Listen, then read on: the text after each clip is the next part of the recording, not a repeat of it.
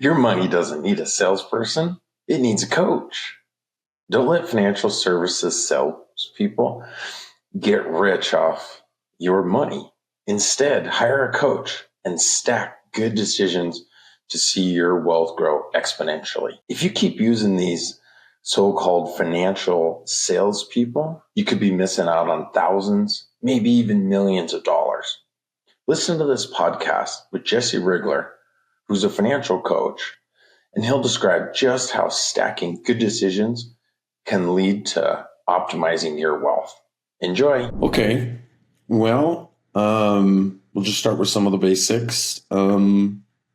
Let's get to know you, Jesse, and what you do. Just what's the name of your company and what do you do?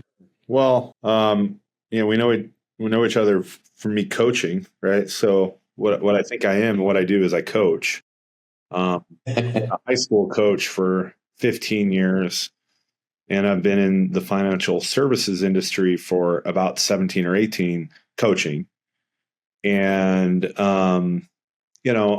my title is I'm a financial planner, but I think my role is to help people and coach people to what's most important to them. Got a proven process that we partner with people to get them to their goals while kind of pointing out blind spots and things that they maybe were not aware of, whether in taxes or estate planning or just trying to be wise, right? So think of kind of just being a financial wisdom doctor from that perspective, but really we coach, right? So at the end of the day, I partner with people and I coach them to their goals and use our process to get them. Okay, that's great. Yeah, it's interesting. I see myself as a coach in a lot of different areas of life for sure. Yeah, I got into high school coaching. I played college football, and it's actually kind of a funny story. The reason why I got into coaching was when I started my business, I was told and encouraged, like, hey, if you're going to give back in the community, you should give back in ways that people can see your heart and your passion. And for me, growing up, single mom, and my dad was not a great influence in my life. My coaches were they were great influence. And so for me, it was like, yeah, well, I'm going to coach, right? And so I actually coached in 2010. I coached a little guy 5th grade team. And our local community, the guy that was running, I don't know if you know Rock, but he was running the little guy program. He was also tied in with our local high school. And long story short, our high school coach was needing high school coaches, and he asked, and, Rock said good things about me, and the rest is history. I said no a bunch, but I got into coaching because, I got to get back. And then I kind of early on with coaching, I stayed with coaching high school football because it was fun. I was young, didn't have kids, coaching a good team. I enjoyed engaging with the kids and helping young men. But I've stayed into coaching, high school coaching, because of kind of the mission field of serving young people. I think there's a lot of that. But what's crazy is by becoming a better football coach, like those same skills and what have you, they apply completely to what I do in my business, right? Like, and I never got into it from I wasn't like, I'm going to become a coach. It'll make me better at working with people and their finances. Yeah, it's totally happened, right? And, wow. I cover the same stuff in a football meeting, a defensive football meeting, as I do with a lot of my clients. I even use a lot of the same speak, talking about the scoreboard and where we're at and understanding the situation. I mean, really, when you think about people's finances, that's what I do is I help them figure out what the scoreboard is, where are they at in the game, and what's the strategy to move forward. And I'm going to coach you to it. Make sure that, we're doing everything right moving forward to give us the best chance for success and to win the game, whether that's retirement or other goals, business goals that they have. So it was a weird, I backed into it. I'm so very blessed and very thankful, and God was good to put me in that path. But that's how I got here. I love it. A little bit of hair on my neck stood up right there. Yeah. Because I'm such a team guy. It's interesting that, over all the years, I've always gravitated towards being on a team. And a couple times I've ended up in being an individual producer for whatever reason. It's end up in a sales role for a little bit, or even a consultant a little bit, and just didn't get the same rewards out of it. So when I ended up back on the football field, I just remember thinking, this is where I belong. Yeah. This is what I love. Like, there's so much energy, so much passion for it that, this is where I love it. I love being on the for sure. Interestingly, success, if you've had a sales job in the past, success in my profession, it creates its own problems. So, we've been successful, and I think we've got a pretty good reputation. And so we're in high demand, and there's only so many hours in the day and what have you. And what's, I think, helped my success with my clients and my business, here recently, and then I can definitely see for like the next decade for sure, is that it's a lot less to do with me. And early on, it was everything to do with me. And it has a lot more to do with my team, right? So empowering my team, coaching my team, setting the vision and working through that that's like my next chapter. But interestingly, it's also been what I've been going through for the past 5-6 years, is really leveraging, my, 2 or 3 teammates that I have. And now that's going to turn into, even more potentially, as we look at the next decade. Yeah, that's amazing that you say that. Remember when I first started coaching, even so focused on my position, being a linebacker, right away gravitate towards be a linebacker coach, and even real specifically the Mike linebacker, right? Like, this is what I do. I know it inside now. I'm comfortable right here. Sure. But I knew, well, you can't just coach one position, let alone one guy. Sure. So how do I coach all the linebackers as a crew? Yeah. And then to think, okay, I need to coach the entire defense. Yeah. One example is new coaches. A lot of times they'll coach up one guy, right? I'll walk up and whisper in their ear and, hey, your technique's got to be different, or be successful doing this. But an older coach, a guy that knows what he's doing, will say, hey, everyone stop. Everyone on the field stop. We're going to coach everybody up here real quick on this specific play. Yeah. And that difference between, okay, I'm teaching one person in a closet to now I'm teaching the whole defense is a lot different. And it takes a lot more confidence and a lot more experience to be able to coach all those guys. So as you grow, right, it goes from whispering in one employee's ear, working on one thing, to, okay, wait a sec, everybody needs to hear this. Everybody needs to know this is how we treat our clients. This is the outcome we're expecting.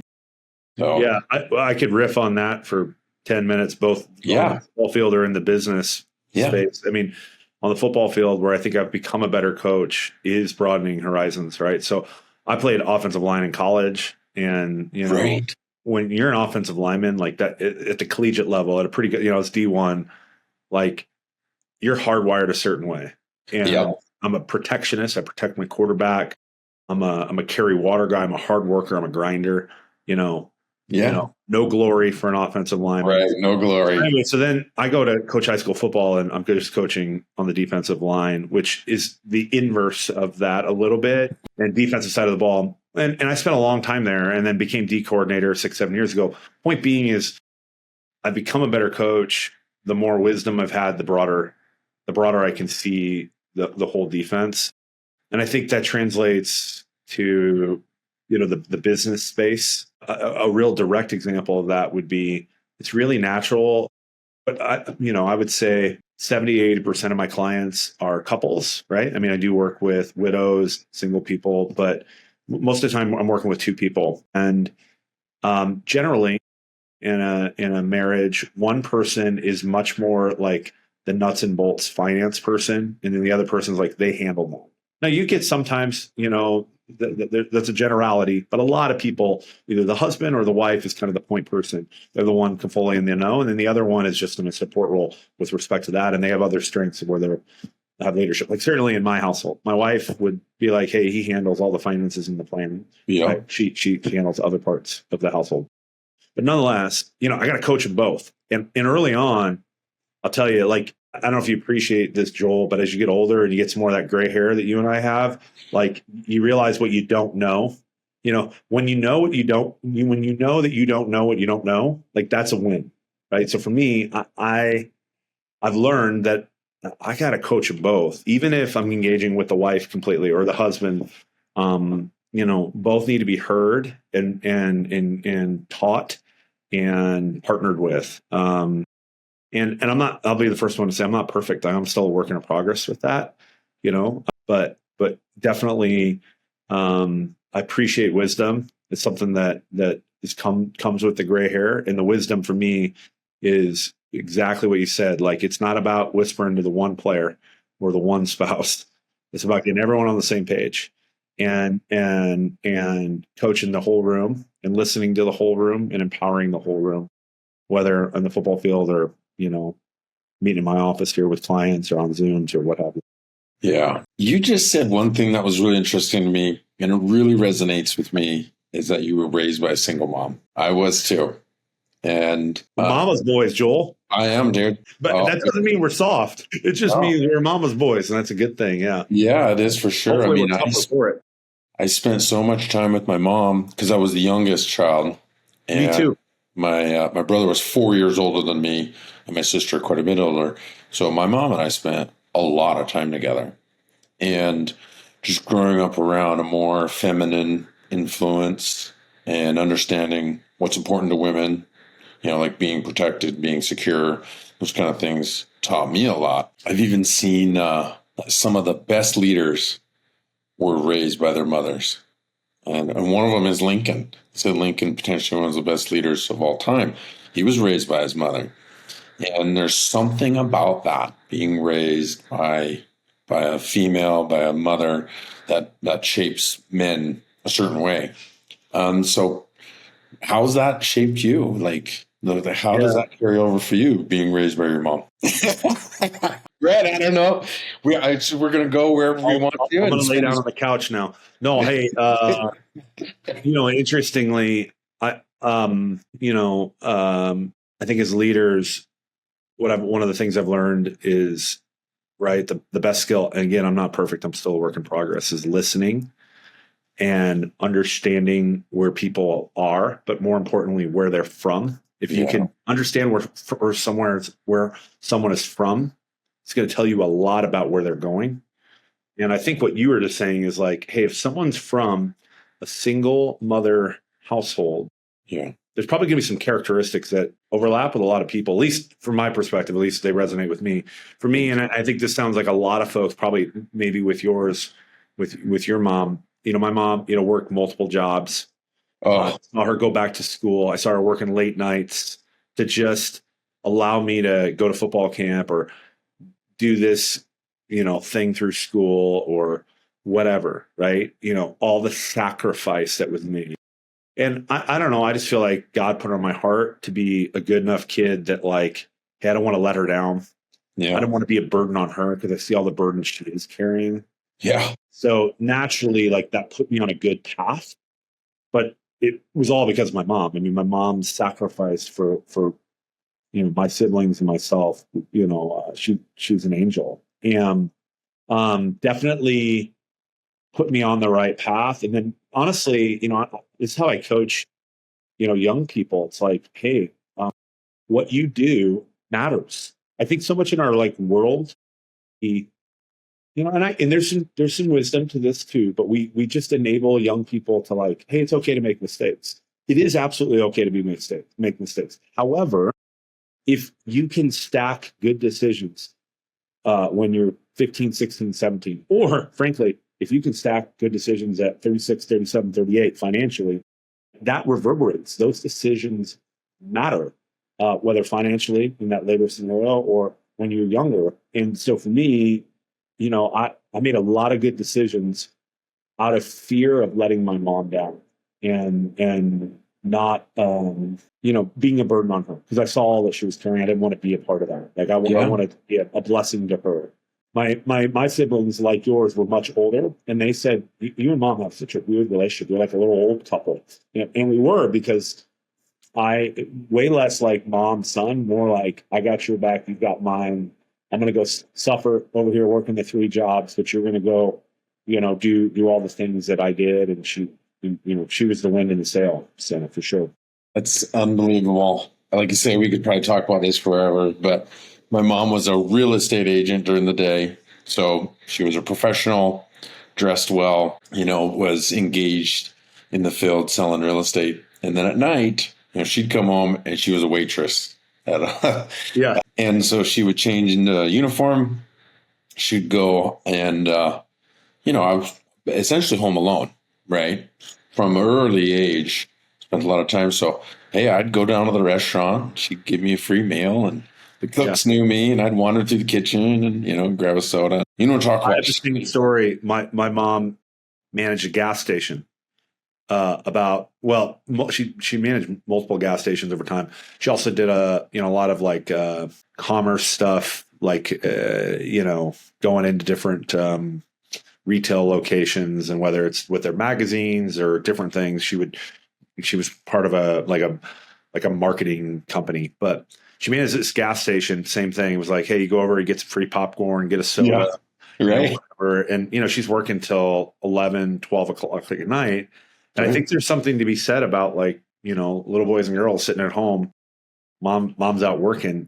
Yes, you can go get in trouble, and again, it's okay. Kids make mistakes, but in the same breath, if you're truly partnering, as I was with my mom, just to create a new life for us, like I was never going to get in trouble to put my mom. I never wanted her to worry, and I wanted to support her, and I just saw the sacrifice. So it's interesting. Didn't restaurant, but I remember getting popcorn and a big gulp kind of thing. Mom worked there, and that was like the one thing she'd give me. Right. That's what she could give you, right? That was the benefit of being there. Oh, that's amazing. Well, I think we should talk more about that because there's a lot to speak about there. Let's transition a little bit. What's one of your favorite client stories? Like what's maybe a story that you carry with you or that you think about and it helps shape your service, how you try to help people.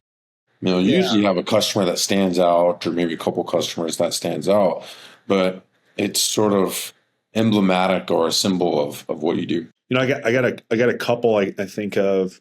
I think one more, I think of my business, there's like the early years, and then there's the years where I kind of realized what my purpose is and how I'm supposed to actually serve clients, and what does that actually look like? Right. From the early years, right? Anyone that, starts a business, right? You're scraping and scratching and clawing, and it's rough, right? And, you don't want to be a statistic. You don't want to fail. So definitely had a mindset of like, I'm going to burn the boats. It's a one-way, trip. I remember kind of some of my mentors said, I said, hey, how can I be successful? And all they said was be here in 5 years. The point being is like, just figure out how to not fail in the first 5 years, and you're going to probably do okay. Yeah. And so anyways, at the time early on, I was taking meetings with anyone that would fog a mirror, and really, to be fair, back then, 15, 16 years ago, 17 years ago, like the financial services industry, I'm not saying it was dumbed down, but the level of standard was much lower. And, my title was financial advisor, but we were just a couple of years removed from my title would have been broker, right? So like we were selling stuff, just to be blunt, right? I was trained by somebody who trained me from a financial planning lens. So that's how I always approached everyone. I never actually carried myself as a broker, but like the name of the game early on was like, hey, give me a chance. Let me in. Right. So anyways, I got this prospective client and I met him. My business, I did old fashioned advertising. I just went out, shook hands, handed out business cards, tried to meet people, ask good questions. Right. And try to learn. Right. From people. And in turn, if I could find, a need or something, then I would try to lean into that. But so I had this lunch set up in our town, and it's like, I don't know, maybe like a noon meeting. And I showed up, and the prospect stands me up, doesn't show up. It's 12:20, and I'm like, oh, might as well eat lunch. So I eat lunch, and I'm sitting there in a local little diner here, and I hear this, teenage, early 20s waitress be kind of like snotty with this older gentleman who was sitting like in the booth right behind me. And like she was being almost kind of rude to him, trying to take his order. And he sounded almost drunk, like he was having difficulty speaking, but I could tell it wasn't like he wasn't inebriated or, there wasn't, he's kind of sounded like a stroke victim. And I'm like, anyways, I could tell what he was trying to order. He wanted number 8 with the eggs or something, whatever. And so I kind of stepped in and, just helped him order and kind of set this young gal straight. Like he's not trying to be rude.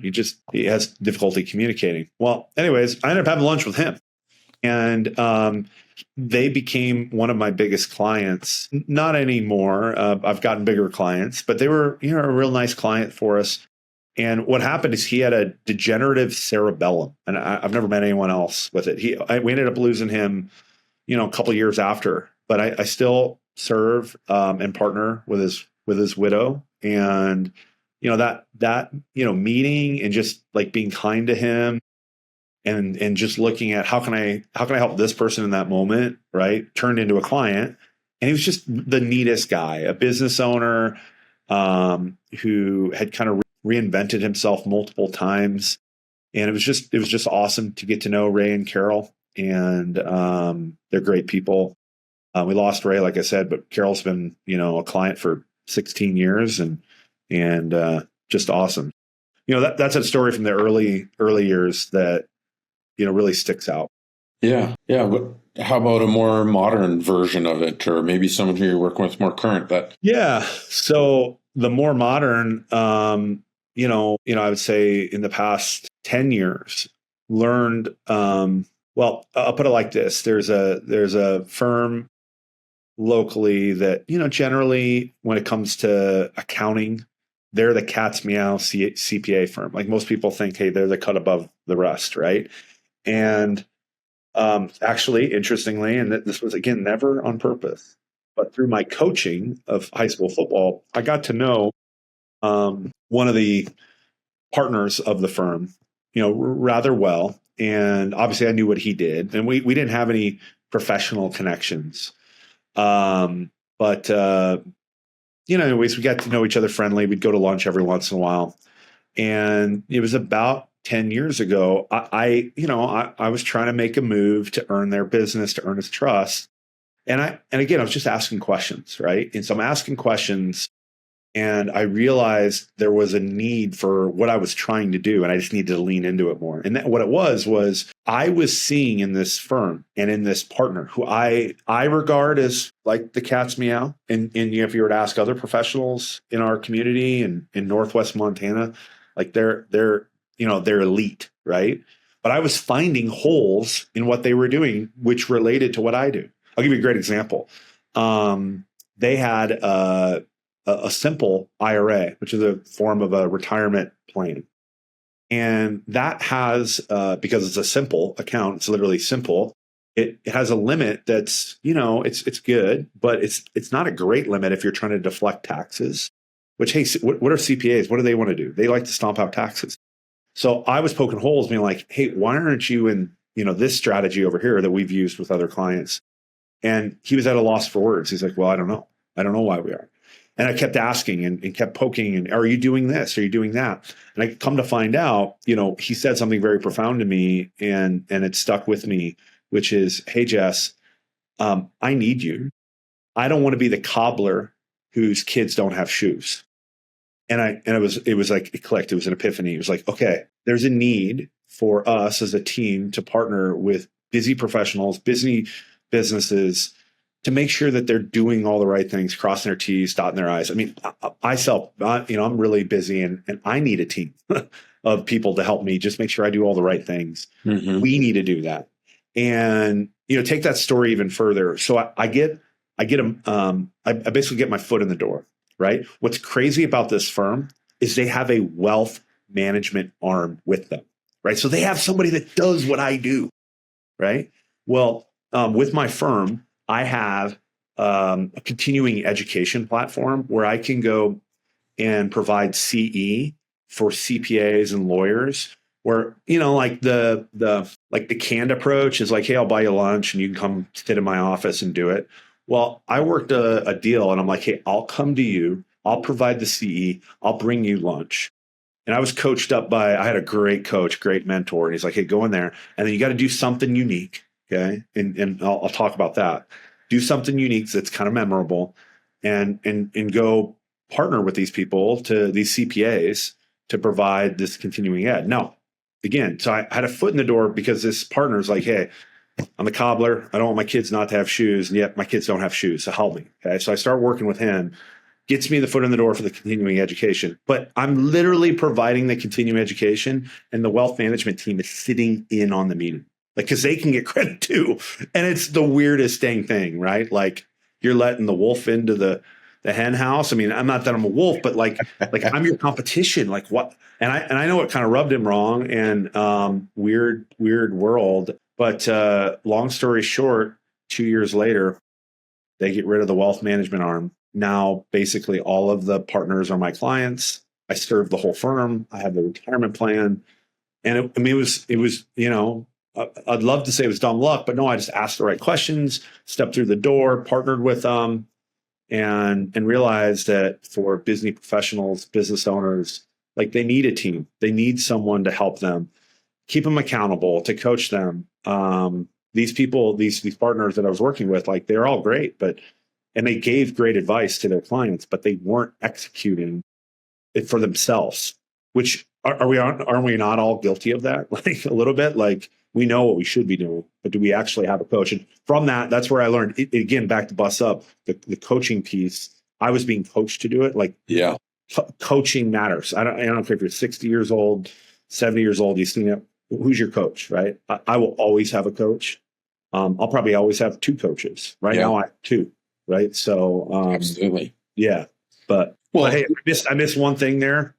To learn a little bit about me. So my coach was coaching me like, hey, if you're going to do this continuing ed, you got to do something that is unique, that they'll remind you, that they'll remember you. And at the time, I'd gotten into coffee. So what I started doing is I made this a 3-hour continuing education. After 2 hours, I would make really nice pour over coffee in front of all these professionals and then dish out caffeine. Talk about like the best drug. Caffeine's the best drug, man. Right. Caffeine during a CE, which, it was good CE, but like, even them, they're like, this is 3 hours sitting here listening to these guys babble about tax code and all that stuff. So anyways, just talk about differentiation. I feel like it was dumb luck, but it's really served me well. Well, you really struck a chord with me, Jesse, because we all need coaches. And sometimes that's hard to think. And I'll even catch myself, educated, experienced, right, and motivated myself. Still catch myself thinking, man, I wish I had someone who was really pushing me, right? Or I wish I had someone who could really help me refine my processes. And when you get out of your own head and think about it, well, geez, even professional athletes, the best of the best, have coaches, right? You're different kind of coaches too. Olympic sprinter. Yeah. He's got a coach. Kobe Bryant, right? He's got great coaches on the side. He also had a personal coach, right? And so this idea that we're just hardwired that way. And if we really do want to be the best that we can, we need to have someone that can look at us from a distance or watch us on film and point out these things, because we just can't see it from our own eyes. We just can't. And so that, obviously, us both being coaches, we understand that. And in the world of football, it's so different because we don't play, right? So coaches stand on the sidelines and players get to play, and that's a clear differentiator. Sometimes in our professional career, we get to play and coach. That can be a little confusing. But I don't know. Give me more there. Like, why do people need a financial coach, even maybe very experienced people who are wealthy already or maybe have a degree in finance? Why would they need a coach? Sure. Yeah. I mean, hey, I think that there are some people with the right disposition and enough bandwidth and time that they can do it on their own. Right. But like, I just know, like, the people that we serve best are busy. They're really good at other things. Okay, maybe they're engineers, maybe they're lawyers, maybe they're doctors, maybe they're CPAs, maybe they're business owners. They're really good at their business. And they recognize getting good advice and wisdom in a different field. Like, yes, they are pretty much everyone I work with is smart enough to go do what I do. Right. I always kind of say like, this isn't like Wizard of Oz where there's a curtain and you can't see back here. And I do. Hey, Joel, I don't know if you know this, but I got a pretty good degree. I went to Wharton, one of the top business schools in the world. But like what we do with our clients has nothing to do with that. Right. Sure, that's great that I have that background. You don't need to be, to have a finance degree to do the wise things. But isn't that the case? Like most people, like you want to lose weight, like, well, probably got to eat a little bit better. You're gonna probably have to train. You're gonna probably have to adjust little parts of your life to get that done. But we still a lot of people hire a fitness coach or something in that space. Same thing when it comes to your finances. And finances, like in what we do is it's broad, right? It's estate planning, it's tax planning. And like, I promise you, unless if you've invested the time, you're missing, especially when it comes to taxes. If you're not like really well read on, right? Like we're well read on the tax code and how to use it to your advantage and how to keep more of your money. I mean, we're patriotic and love our country, but we don't want to pay more money to Uncle Sam than we have to, right? Yeah. And again, if you're willing to invest the time, anyone can do it. But where we have a niche is that we work with people that are busy enough and they appreciate, hey, we want you to take care of it. Okay. We're really good at this and we recognize them. And I learned that. I feel really smart, but I was more dumb luck falling into it that I've dabbled. Like I could have, like I've had multiple other opportunities to dabble. Like what I do is this, I coach. I dabble with the coaching high school football, but like my business is all I do. And so I look like the clients we work with. Like they run their businesses, they run whatever their career, and they recognize a need for others to fill in their team. So the other part too, when it comes to finances and money, right? If you're doing it well, if you're winning the game of life financially, the numbers can and could get really big. And if you want to really be wise and prudent with your money, yes, there's some wisdom of the code of taxes and estate planning and all these different things. There's stuff that like kind of the X's and O's that you need to be schooled up on. But the other big part, right, is we need to be unemotional with our money. And I think most people are pretty emotional when it comes to their money. I know even myself can be emotional. It's hard-earned money, right? Yeah. It makes me snap more with my kids than when I see them like wasting money, right? you know what I mean? Like, anyways, my point there is like, how can you be unemotional with your money unless you're really well trained? Yeah. Or if you have someone else who's coaching you there, right? So, not blowing any smoke and you contact any of my clients and verify it. But, the hardest month of my career was when COVID hit. And it's not because, the market did drop 36%. It's not because it dropped 36% and clients were beating us on the phone saying, oh, why is this happening? It's because we couldn't buy fast enough. Right. Mm-hmm. So we bought on either side of the market bottom with our clients, with every single client, but two. There were two. And we work with hundreds of families. That's a lot of calls, right? That's a lot of hand holding. And, that month of March was really tough. Now it springboarded our business, springboarded our clients, but that was the right call. Right. And I remember the words and I learned it through the time. My mentor told me this, and man, I've used this in my life so many times, which was, let's be proud of our decision today, 5 years from now. And so what was the move right then? Like the sky is falling, the market's down 36%. There's this thing called COVID, coronavirus, whatever it was, we didn't know. And we're going to be locked down for like a year or two, right? Well, the example I always use with clients, and we don't spend a ton of time about investments. That's not really what I do. But in the moment, it is all about the investment. Amazon's down 25% March 15th of 2020. Well, they're telling us that we're going to have to sit at home, we're going to have to shop online and all this, lockdown stuff. Right. Why the heck is Amazon down 25%? Like we couldn't buy enough of it, right? At the moment. And I'm not saying that there weren't my clients were well trained, and I think birds of a feather, we flocked together a little bit. That a lot of clients they were ready to go, they were ready to buy, and those kind of things. But there were some clients that it was hard in that moment emotionally. Like, hey, I've watched my account drop by 25-30%, and they're like, the sky's falling, and we're going to be locked down for 2 years, and you need someone in that moment to be like, no, here's our plan. And here's the right call in this moment, right? And I'm a huge Warren Buffett guy, right? What does he say? When others are fearful, it's time to be greedy.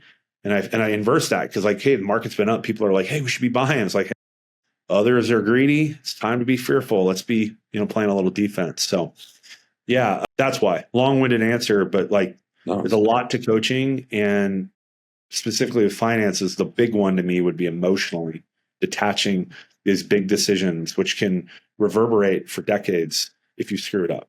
Yeah. That's so. And coaching, you brought up a couple of things that I wanted to just add on to there. One being that, being raised by a single mother, right? Somehow that translates to our kids now, where, like, for me, I want to be super dad, right? Like, it's my mission in life to be amazing, because what I've been through was a struggle, and I wouldn't want my kids to do that. And so, one of those is finances. So I talk with Jack and Cruz. We talk quite a bit about finances, and maybe there's a little bit of emotion in my coaching, right? Because I've got this sort of loaded perspective.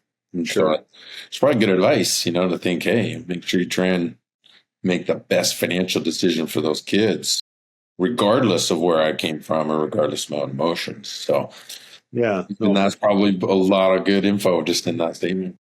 Yeah. Tying it back to football, we're going to turn this into a football podcast. Should it be emotional? Should coaching young athletes, should that be emotional? Well, maybe there's moments, but most of the time, no. Right. Like, and in fact, I look back at some of the worst moments as me as a football coach was with emotion. Right. And, whether it was a play call or coaching a kid hard, right? I think of a kid that I coached that graduated last year, and I didn't know at the time his weakness. He had a lot of strengths, and you see the potential, right? I think that's what a coach is. A coach sees where someone is, whether a football player or a couple with their finances, and they see where they can be, right? And they call them higher, right? So I'm seeing it. I'm seeing where he can be, and he's not meeting where he needs to go, right? And I emotionally instruct him in that moment, and that wasn't the right call, at that moment. Coaching, making decisions tactically should be detached from emotions. There can be emotions can be a great thing. One of my coaches say it. I'm going to say it wrong, but he basically says emotions can be like a great guide, and they can serve you well, but they're terrible to be a servant to. Right? You don't want to be a servant to your emotions. You want to detach yourself from them. Let them guide you, but don't serve them. Yeah. Yeah. I don't know that I could detach emotion from football. That's good advice, though, because to me, football is emotion. And, it's probably a differentiator. Energy is where I'm coming from. It might be different than just emotion, right? It's got to be.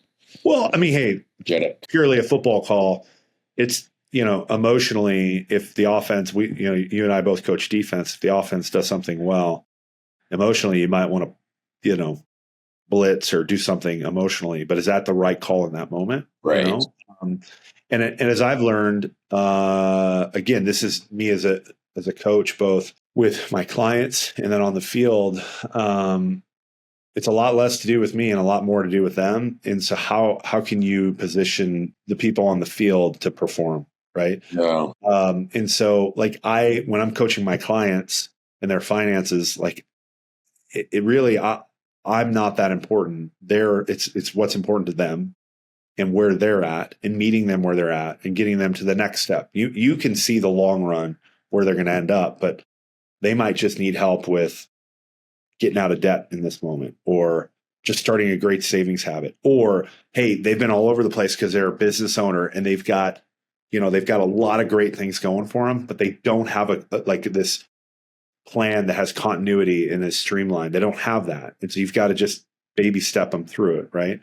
Well, that should be actually a very unemotional process. Again, it can be a great guide. Emotions can, and they can help serve you in certain ways, but you don't want to be a master to them, those emotions. Yeah. Whether an athlete on the field or a client in my office with their playing.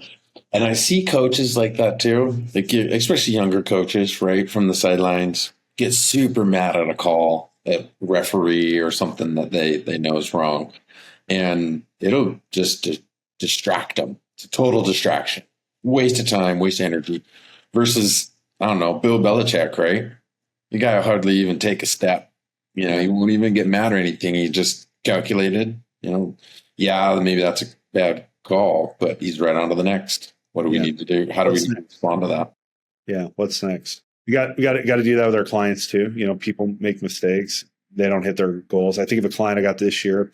They set an aspiration. They want to retire in 5 years, but in order to do that, they got to save a lot of money. And a lot of money so they got to save about $100,000 a year, which that's a good clip of cash to set aside. Yeah. Be able to get retired in 5 years. They're about 62, 63 business owners, great people, and they're falling short. I just checked yesterday.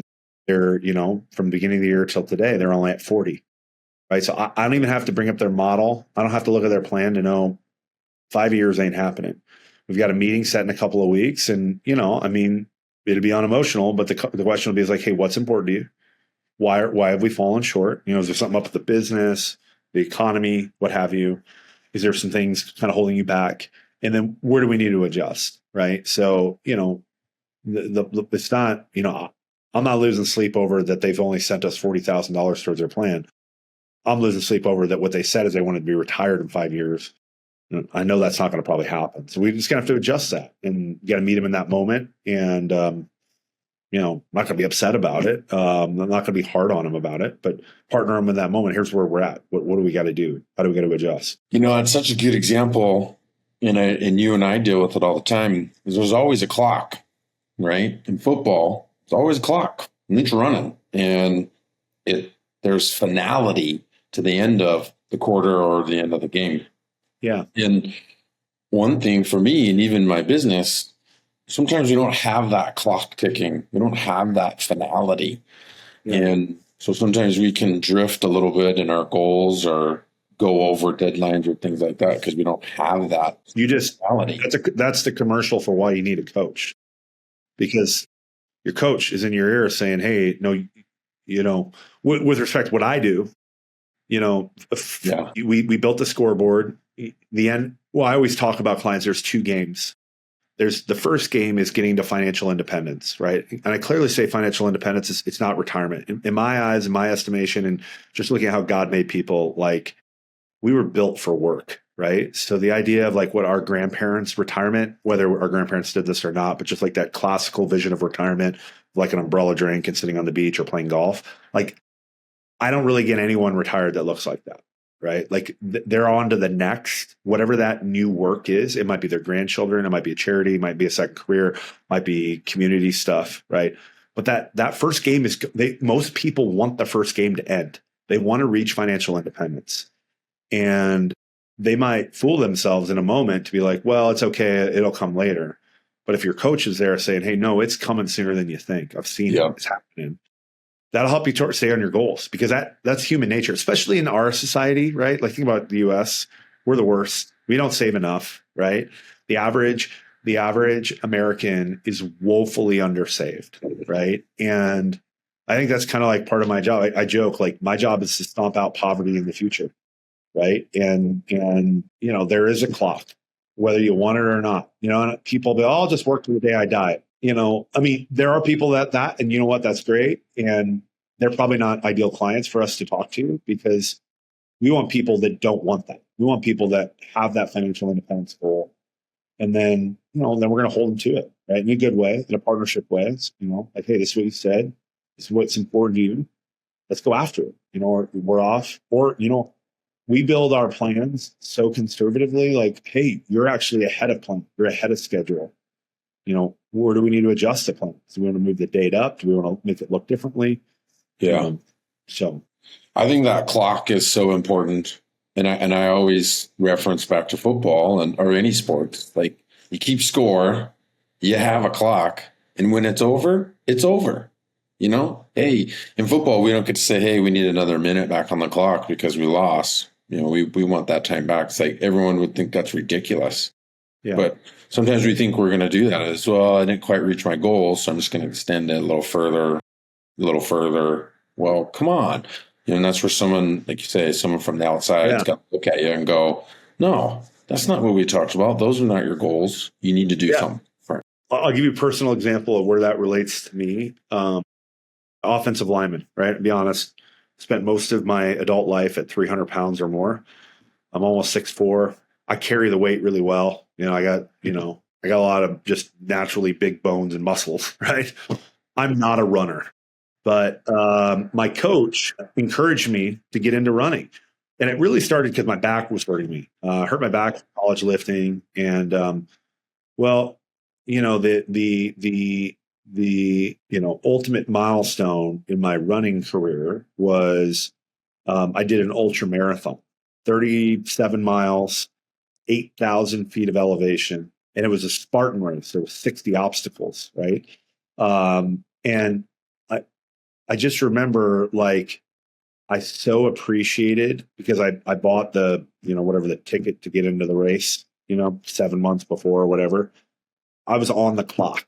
Like, I had it on my phone, on my back screen or whatever, saying 121 days until the race. And I was on the clock. And if I didn't get the miles, then it was going to break me. Yeah. And it didn't break me. I finished it, and I actually finished well relative for me.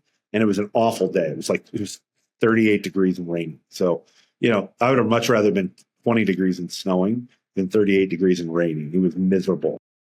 37 miles for a 300-pound, 6 foot, almost 4 guy, that didn't happen if I didn't have a clock. Yeah. Like, if you're not prepared, if you haven't put the miles in, you haven't trained, it's going to be hard to. So, yeah, I think having a clock is there. I think having a scoreboard is important. Yeah. Everyone's heard this, right? Like, which is tracked, is that what you will move towards? That's what you will achieve. If you don't track it, it's not going to happen. Right? You want to lose weight, got to track your weight. And we know if you want to lose weight, it's not really tracking the weight, track the food intake, right? Like, what are you eating, right? If you want to have a retirement goal or something like that, yeah, we want to make sure we have great investment returns. Sure, we want to track that. But what we really want to track is, how are we managing our money? Are we saving correctly? Are we saving in the right accounts correctly? We have the right habits to be successful in. So, yeah, I think having a scoreboard and a clock is critical for any goal. Right. For us, that's obvious as far as sports goes, but maybe a lot of people don't think that way about their personal life. Yeah. For sure. And it's just maybe a little harder to put that out there. You've got a goal that you want to work towards, head her down and put it out there. Put it out into the space. So I'll tell you one I'm noodling on. This might force me to sign up. Got a big birthday in the next year, okay, and I got a lot of gray hair. My next race that I'm considering doing is a 50-mile race, which, again, I have no business running 50 miles. But, if I'm going to do it, I'm going to have to talk about it. I have to put it out there. If I decide to do it, I'm going to decide in the next 2 weeks. I'm going to buy the thing, and it's still 7 months away. I'm going to buy my entry. I'm going to buy the airplane tickets. I'm going to put it on my lock screen, and I'm going to live it. And it's going to be in my face, and I'll make a plan and back into how I need to train accordingly. But there's a clock. I could do 50 miles 2 weeks after the race or a month later, and that might be even easier. But no, there's a date, and I'm gonna commit to it, or I won't. And if I do commit to it, then I'm gonna make sure I back into it. So how does that translate to finances? Because, hey, I want to have $20 million. Yeah, whenever I get there, I get there. How do you kind of make it concrete for people? And what are some maybe natural gates, right? Because like you say, retirement, maybe there's a natural stage there, and it has to do with our bodies or our health or something like that. So how do you set up some of those goals for people to give them something concrete like that? Well, I think, the first thing is, it's all about the client. I don't put my hand on the scale at all. We just try to listen and ask a lot of questions. What's important? What do they want to achieve? And then it's just an equation from there when we build out your plan. And the plan, the scoreboard will either look good or it won't. And depending on where it is, there'll either be things that can get that scoreboard tighter, or if you're that far off, we'll have to scrap the goal. The other thing we do is, just me personally with my business, is we do a good job screening. And by screening is, we spend a lot of time, with my assistants and myself before we ever have someone come in to an appointment or a Zoom, just to make sure that we're the right fit. Right. So, the person that's like, hey, I'm 30 years old. I want to retire when I'm 40. I want to save $5,000 a year, and I want to live on $150,000 a year when I'm 40. Right. Like most people, if you were to do that, okay, he's going to do $5,000 a year for 10 years. That's $50,000. Even if he doubles his money, it's $100,000. He wants to live on 150. Like most people, like that's and that's an extreme example. Yeah. Like in that moment, like we're going to be really honest with the person. Like, hey, we don't think we can meet your expectations. Right. We've got to reset your goals, or, you're going to need to go look at other avenues. Right. And I mean that too, like we're pretty boring and pretty safe. So, we think it's awesome, and what we do when we can make 8 to 10% for our clients. If in order for you to reach your goals, you're going to need to make 20%, we're going to tell you, we're going to send you down the road that's where you need to go. And you can think about, running your own business. I always tell us folks, like, you want to make more money on a ratio or a percentage basis, run your own business. You get rewarded for the risks that you're taking. My business, it isn't so much anymore because I have a team. But when I started, it was a single point of failure, me. And in turn, any good that came from it, it was 100% rate of return. The IRR on it was great. Why? Because there's a ton of risk. And as it, think about that as you grow your team and you have more people on your team, yeah, your profit might go down a little bit, but you're taking less risk because you have a team. And I, that's, we do a nice job of screening, and then we get them into their plan, and we turn it back to them. Hey, this is what I heard you say.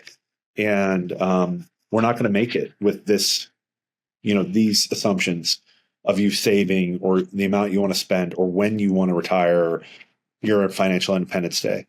Right. You have to adjust. And it's just as simple as like, do you want to save more? Do you want to work longer? Do you want to work part-time? Do you want to spend less? If the scoreboard doesn't look good. On the flip side, the scoreboard looks great. Do you want to spend more? Do you want that financial independence day to be sooner? Do you want to give money away to others? Can we be more tax efficient? Can we take care of the next generation, or community, or charity, organization that you care about? That's kind of a little sneak peek of how we work through the scoreboard. That's awesome. Just a quick time check there. It's 12:30. Jesse, you still okay? Yeah, I'll say the next couple minutes we can wrap up. Okay. That's awesome. That's a great insight to what you do. I like it a lot. That 8 to 10% return is a good number, right? You have to have some realities out there on what's real. If you need a 25% return on your investment, then, like you say, you may need to own the business yourself, or maybe you need to do something that's really risky. And so that's good. Just one more question, and then we'll wrap up. What do people misunderstand about your profession? Like, maybe when people come to you, what's the big misconception about what they think you're going to do, but that's not really what you do? Gosh, that's a tough question. Yeah. I'm going to say what I think, but the reality is I don't know. What I think people think is a couple of things. I think that they think that I'm a risk taker. Jesse is the investment guy, the financial professional. He's going to want us to take risk. And in fact, if I can put all your money underneath your bed in a shoebox and still get you to your goals, I'll tell you can do it. Right? Most people can't. They need their money working hard for them, and that's where the partnership comes in. But I think that's one, would be that we want to take risk.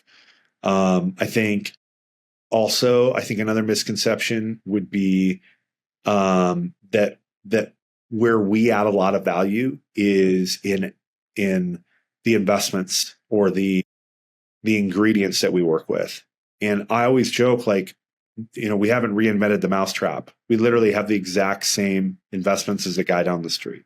And really, when you're thinking about a financial professional, a financial coach, like this is a great place to end on too, is like, you should be choosing someone that you want to be coached by, that you relationally can connect with, that you kind of like them, right? Like, because you're going to talk to them about important things and your goals and hopefully have a good partnership. You shouldn't be going to someone because they make a promise of a rate of return or I've got whiz bang investments. Those days are gone, right? They died, frankly, when the E-Trades, the Scott Trades, the Ameritrades of the world came around. There's a commoditization of investments. Like, you can go get them anywhere. Mm-hmm. What you can't get is service and a plan and then coached through that, right? And that's what you should be choosing is like, does this team have a service model that you like? Do you like the person that will be your main contact? Would you like being coached by him? Like, if you don't like talking to me, like, shoot, we shouldn't work together. That's okay, right? Like, but I think that's the biggest misconception is like that. Well, Jesse's he's got some inside knowledge. I worked for a hedge fund on, Wall Street. I'm telling you, I don't have any inside knowledge, right? If we want inside knowledge, we got to go live in New York City, London, LA, something like that, San Francisco. Yeah. We're going to do it in a boring way, right? Go back to my O-line roots. Like, I'm really freaking boring, and I'm boring with my clients, and boring people, as I tell my athletes and as I tell my clients, boring people rule the world, right? Like, boring people are the business owners. Boring people are the people that are financially independent. And so that's how I'm going to coach people. And it's not about like, I got this sexy investment. Yeah. Are we going to do well there? Yeah, we are. Like, I'm going to make sure you're in the best vehicle I can put you in. But at the end of the day, like, what you should be doing when you're choosing me or someone like me is choosing my coaching, my service, our partnership. Yeah. Well, we will end on that, Jesse, but I think you're right in that most people would think, I'm going to come to you and say, hey, I want to retire in 5 years and I want $20 million.